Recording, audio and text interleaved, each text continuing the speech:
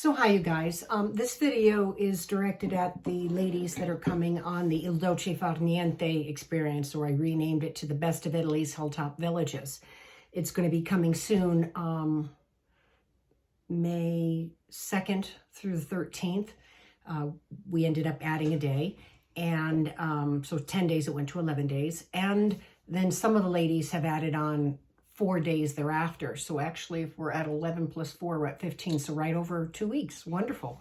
So there were some things I was thinking about because I was awarded a pro bono attorney to review the original coaching agreement for the ladies. And then they also recommended I have something like an experience agreement to just try to educate the women on certain things about the village or cultures, so that if for some reason they forget, they have this little reference sheet.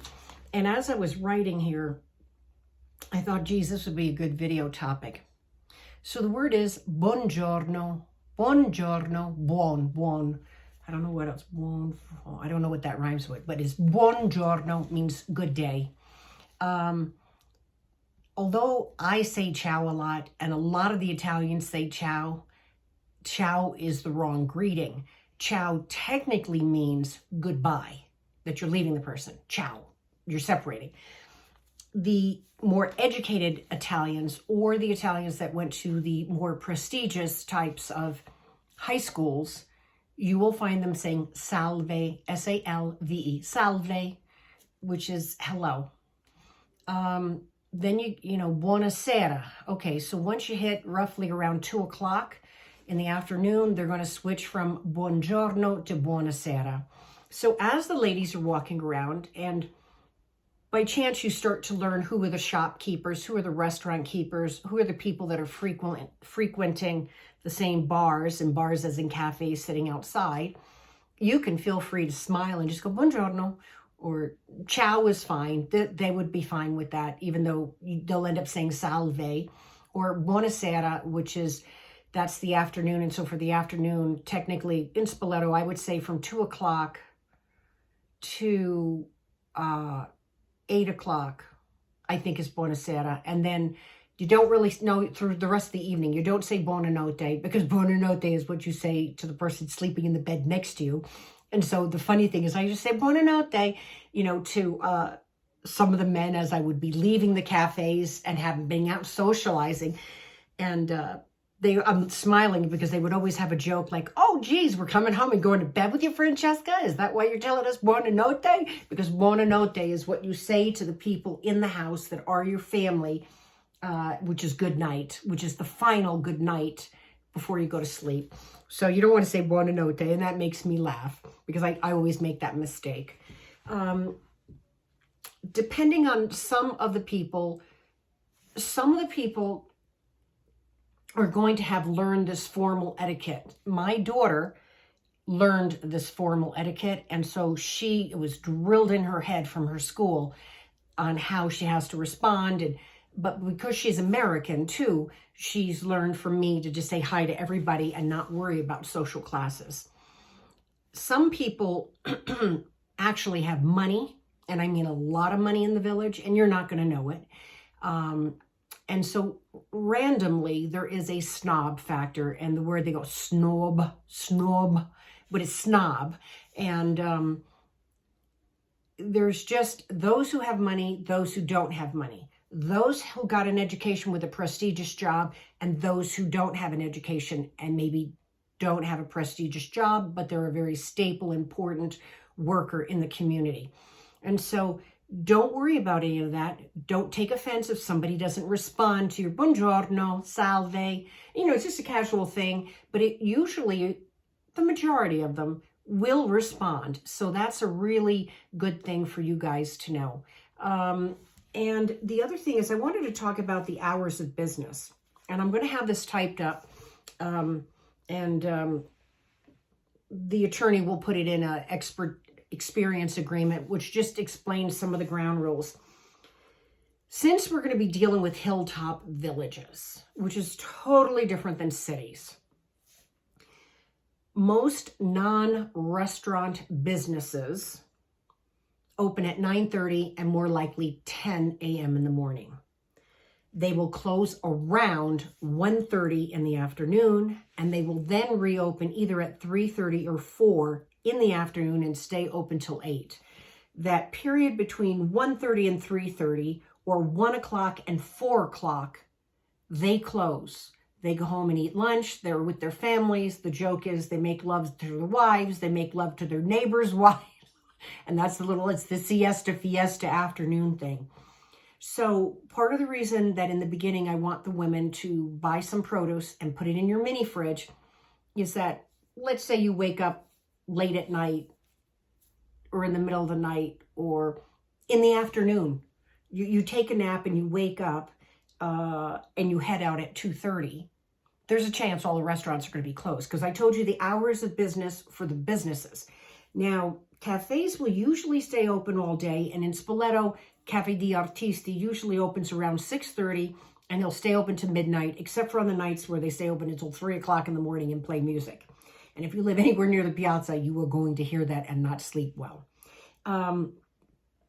The stores that are not restaurants are usually closed either on Mondays or Sundays because Monday is a high tourism day in Spoleto. Many of the stores want to stay open on Sunday. But then on the other hand, if there's a really important football game, they're going to close the store. So you just have to be prepared that anyone can close at any point.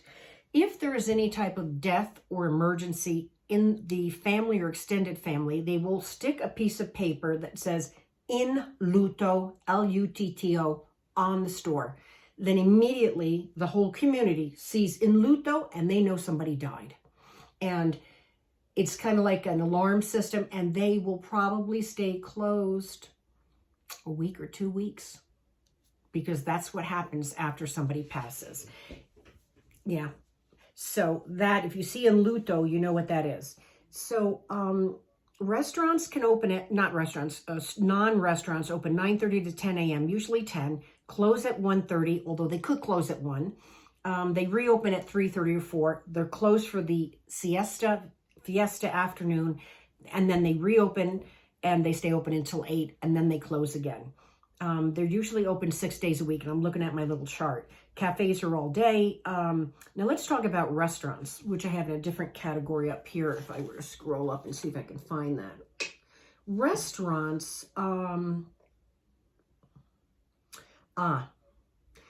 lunch officially is 1 o'clock, and dinner is officially 8 p.m., 1 p.m. and 8 p.m.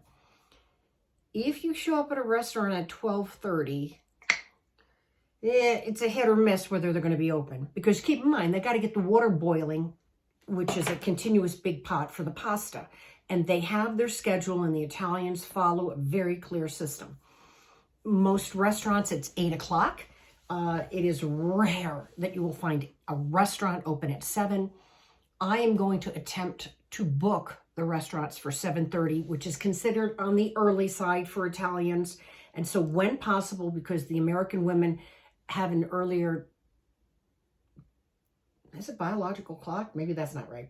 Just internal clock that they eat, 5, 6, 6:30.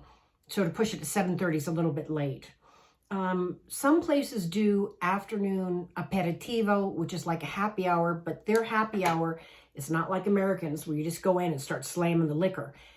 They will tell you a certain price for the drinks, and they usually bring you a little tiny plate of either nice cheeses and salamis, or it might just be crackers, chips. They don't do pretzels, but other types of things like that, crunchy items that you can eat for the aperitivo.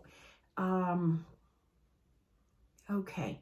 If you arrive at a restaurant at 2:30, let's say you slept late on a day that we're not doing any traveling, and you get out at 2:30, there's a high probability the restaurants are going to say, even though we're open for another hour, we've already started shutting down the kitchen, and you probably can sit down 2:30 is the latest. You come at 3, and you're not going to get served.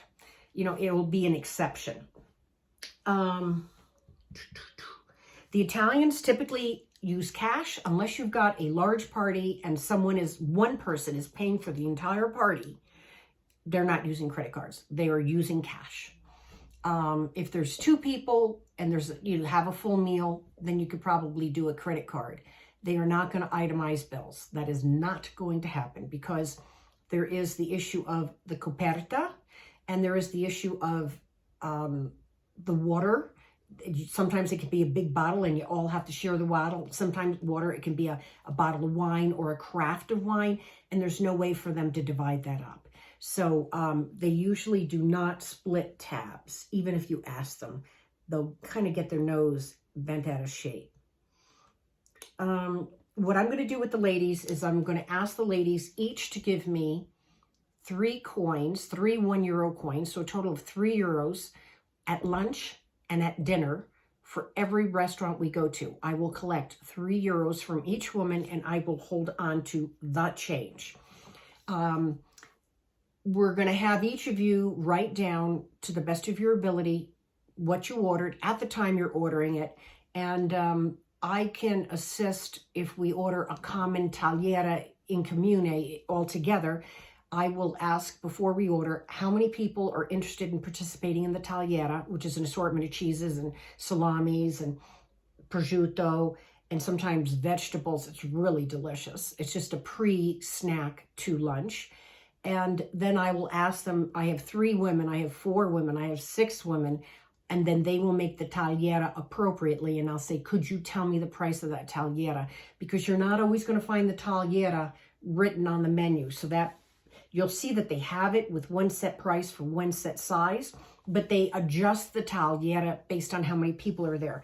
So I will be trying to ask them, if 5 people want it, if 3 people want it, how much is the tagliera? And then in that moment, the 3 people who said they want it, you divide the cost by 3 and you write it down. And that's why we need to have a lot of change. I am going to ask the women to carry 125 to 150 euros a day. I'm going to ask that you do your best to break it into 5s, 10s, 20s. Try to limit the number of 50s and don't be thinking that with a €100 bill, it's not going to be received well that you hand them 100. And especially if several people handed 100 at the table, it's going to be taboo. Plus, I'll explain to you more when we're there. In Spoleto, in my villages, the Hilltop villages, we don't need to worry about, but you cannot do that in cities. And there are reasons why, and I can explain it, but you can't do that. Anyway, so this is just some of the issues that we're going through. I also, when I collect the tip, after the bill has come, after the bill has been divided, after enough cash has been put on the table to pay the bill, it's given to the waiter, and the waiter comes back and gives us the change. Only at that point in time, I will take the tip and I will then offer the tip to the waiter in their hand very discreetly, because I'm trying to make sure that the waiter gets the tip. If you just send the tip back on that tray, or you leave more money anticipating, well, that difference will go to the waiter. If the owner of the restaurant perceives that it is a tip, some owners will keep the tip and the waiter will not get it. So because I am friends with many waiters and I know that this happens, doesn't always happen, but it happens enough, I make sure they bring me back the right change, and then we've got the opportunity to even up whatever we need to even up with the ladies. And then at that point in time, I'll have 3 euros per woman that I'll have some playroom if there was something I needed to fix. And then the difference I will go ahead and give to the waiter discreetly, letting them know it's for them to put it in their pocket. Now, some systems will have a community jar and the waiter will go, oh, that's fine, we put it in the community jar. And that means that that restaurant owner knows that they're going to share it between all the waiters that day, which is wonderful. But that's not the case with some restaurants. So I think that's about it for this video, ladies. I'm going to go ahead and put this one up in YouTube, and then I'll link it in our private group. I am going to tag your names because I really would like you to listen to it. I'm trying to do all the house cleaning before I leave because I'm leaving sooner than you guys, and I've got to keep my stress down to get out of the country in one piece. Okay, bye, you guys.